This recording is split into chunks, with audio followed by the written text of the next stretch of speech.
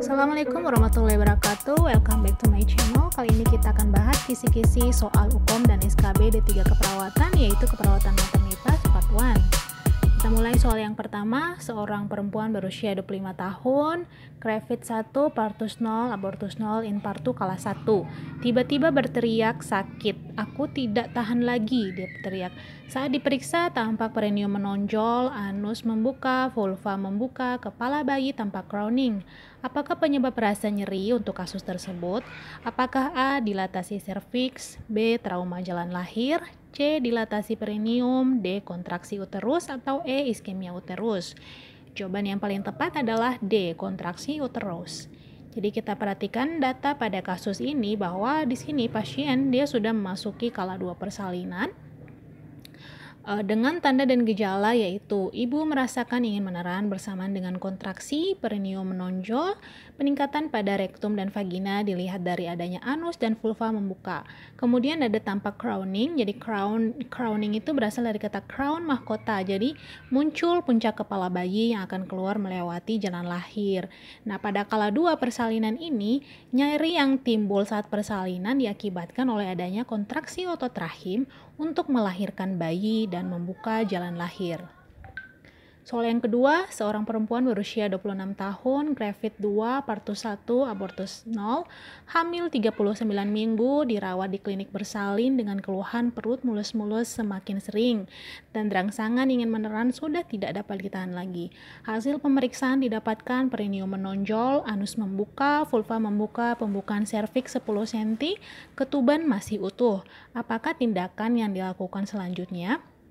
A. memecahkan ketuban, B. mengatur posisi persalinan, C. melakukan pimpinan meneran, D. mengajarkan teknik nafas dalam, E. mengobservasi denyut jantung janin. Jawaban yang paling tepat adalah A. Nah, di sini kita lihat data pada kasus bahwa di sini pasien juga sudah mengalami menjalani yang namanya fase kala 2 dengan adanya perineum menonjol, anus dan vulva membuka, rasa ingin meneran tidak bisa ditahan, pembukaan serviks 10 cm atau lengkap. Nah, di sini pasien sudah siap untuk melahirkan. Namun ketubannya belum pecah, jadi harus dibantu untuk memecahkan ketubannya terlebih dahulu baru dia bisa meneran ya. Jadi kalau memang belum pecah, kita bantu pecahkan. Nah, kalau mengatur posisi persalinan ini pasti dari awal sudah diatur karena kita sudah memeriksa bagian anus vulva ya.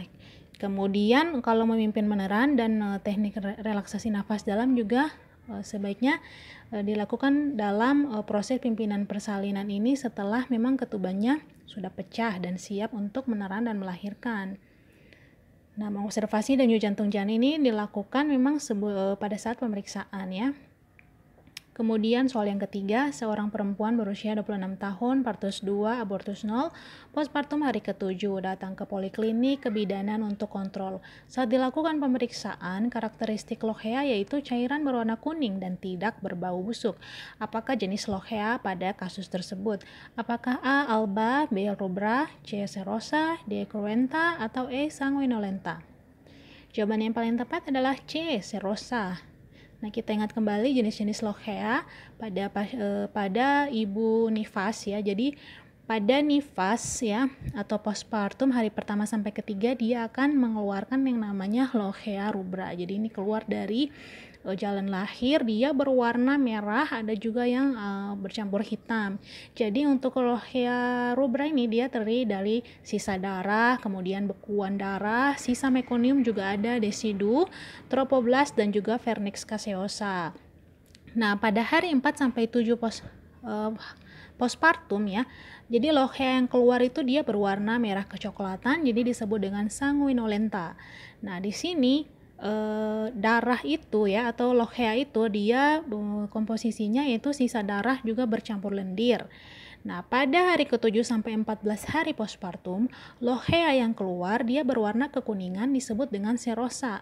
Jadi serosa itu dia terdiri dari darah, sedikit darah dan banyak serum, leukosit dan jaringan mati. Nah, setelah 14 hari, lochea yang keluar akan berwarna putih atau hampir tidak berwarna. Lochea tersebut disebut dengan lochea alba. Dia mengandung leukosit, desidu, sel epitel dan mukosa serum ya. Jadi dia dari merah, kecoklatan, kekuningan, sampai akhirnya dia putih atau bahkan tidak berwarna.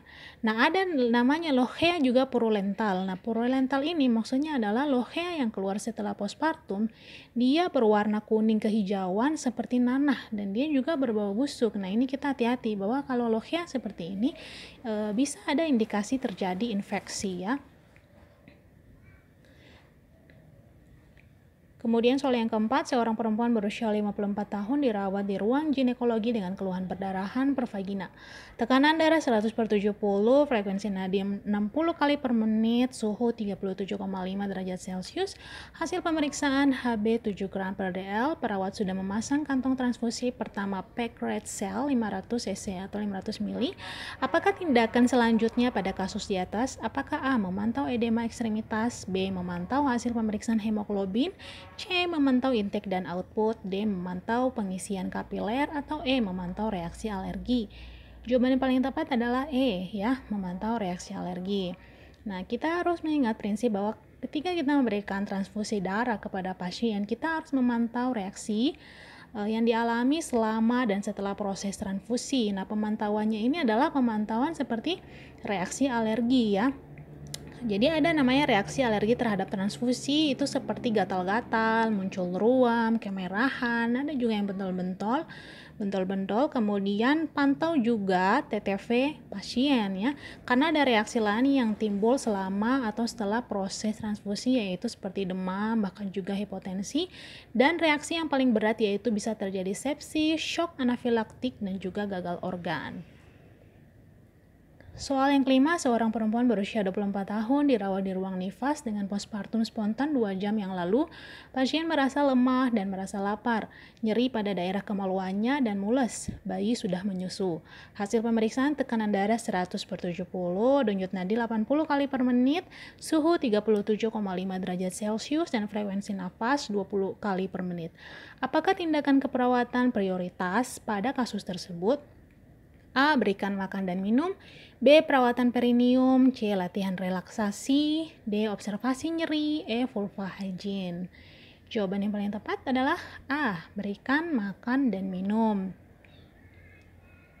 Nah, karena di sini kita lihat data bahwa pasien ini adalah postpartum 2 jam yang lalu. Jadi pasien merasa lemah dan merasa lapar karena jelas di sini postpartum ketika melahirkan dia membutuhkan tenaga yang banyak. Jadi otomatis setelah postpartum dia akan merasa kelemahan karena sudah pengeluaran banyak energi ya. Nah, kemudian kita fokusnya ke situ sehingga kita harus mengembalikan energinya dengan memberikan makan dan minum. Nah, kalau nyeri pada kemaluan ini adalah dia fisiologis ya, karena dia 2 jam yang lalu dia melahirkan. Nah, kemudian kalau untuk tindakan perawatan perineum ya ini masih 2 jam ya, pasti setelah partus langsung sudah diberikan perawatan, dan juga bisa saja kita lakukan latihan relaksasi dan observasi nyeri atau mengajarkan vulva hygiene. Namun yang paling utama yang ditanyakan prioritas adalah kita harus mengembalikan energinya ya, jangan sampai pasien lemas dan hilang energi ya. Jadi yang pertama kita lakukan adalah berikan makan dan minum. Oke, sekian pembahasan kita pada hari ini.